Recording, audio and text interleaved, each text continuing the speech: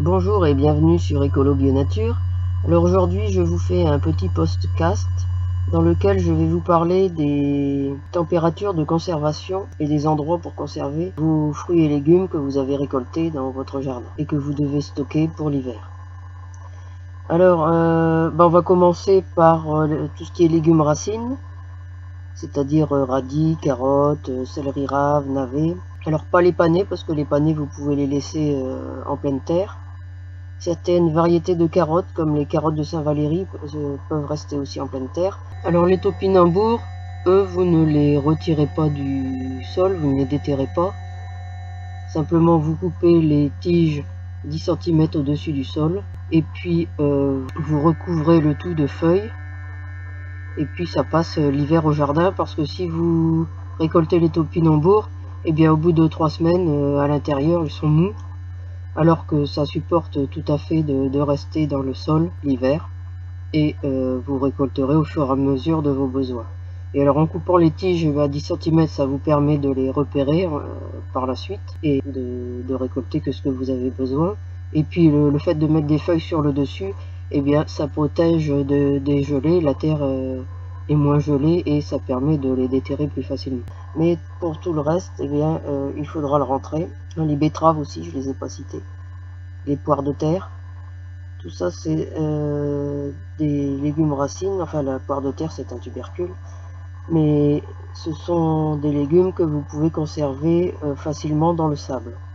Alors ce que vous faites, vous pouvez prendre par exemple une grande lessiveuse, genre les grandes poubelles noires là 100 litres, ou une grande caisse. Alors vous mettez du sable au fond, vous mettez une couche de légumes. Alors les légumes, il faut tirer bien sûr les fanes, et il faut qu'ils soient à peu près propres, qu'il n'y ait pas trop de terre autour. Bien sûr, il ne faut pas les laver, c'est juste un nettoyage sommaire à la main pour enlever le plus gros de la terre. Et donc une fois que vous avez retiré vos feuilles ou vos fanes, eh bien vous mettez vos légumes un par un sur votre premier lit de sable. Alors vous faites bien attention qu'ils ne se touchent pas. Ça c'est important parce que si un des légumes pourrit, s'il est trop collé aux autres, eh bien il pourrait contaminer les autres. Et donc une fois que vous avez rempli votre première couche, vous rajoutez du sable pour que tout soit bien recouvert, et vous mettez une nouvelle couche et vous faites comme ça jusque le haut de votre poubelle, votre lessiveuse, si vous en avez beaucoup, ou vous vous arrêtez quand vous avez plus de légumes, et vous terminez bien sûr par une couche de sable. Et vous pouvez même ajouter par-dessus quelques feuilles de papier journal si vous voulez. Et puis bien sûr, quand vous aurez besoin de légumes, il suffira de retirer avec une petite pelle plastique, genre pelle pour enfants, le sable. Alors pas de pelle en métal pour éviter d'abîmer les légumes qui sont en dessous bien sûr. Et puis vous retirez un peu de sable que vous remettez dans votre sac de sable, et vous pouvez comme ça prendre vos légumes. Et vous pouvez donc les conserver dans un garage ou un sous-sol, dans une température de 1 à 4 degrés à peu près. Un endroit quand même relativement humide, donc évitez les pièces trop chaudes, et vous pourrez ainsi les conserver tout l'hiver. Alors moi je les conserve dans un garage ou dans un sous-sol.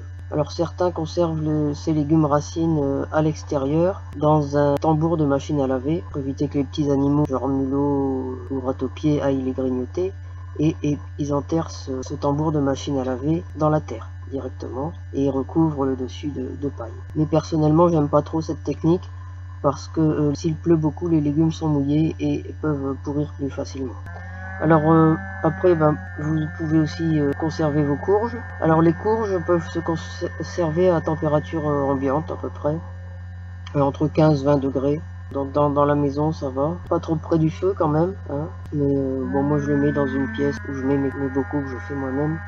Et j'ai aussi toutes mes courges qui sont là. Alors même chose, vous faites attention de ne pas les coller, d'utiliser en premier celles qui ont un petit coup par exemple, ou dont la queue s'est arrachée au moment de stockage. Alors surtout ne les tenez pas par la queue, vos courges, pour les stocker, parce qu'il pourrait y avoir des petites fissures où la queue pourrait se détacher, et dans ces cas-là les courges se conservent beaucoup moins bien. Alors si possible à l'abri de la lumière quand même, donc dans une pièce pas trop éclairée, et puis je vous dis une température 15-20 degrés, pas plus. Donc un grenier ou une pièce fraîche de la maison. Alors tout ce qui est noix, noisettes, il faut d'abord bien sûr les faire sécher avant. Bon, moi j'ai un poêle à bois, donc je peux les faire sécher à côté du poêle à bois. Et après, vous les stockez dans une pièce fraîche, dans une température, c'est pareil, entre 10 et 20 degrés. Alors moi je les conserve dans la même pièce que mes courges, dans des cajots. Et puis pareil, hein, vérifiez régulièrement. Alors les courges aussi, hein, pensez à les retourner régulièrement, à bien regarder partout si elles ne s'abîment pas. Alors tout ce qui est pommes, poires, là ça dépend si vous avez des variétés de garde ou pas.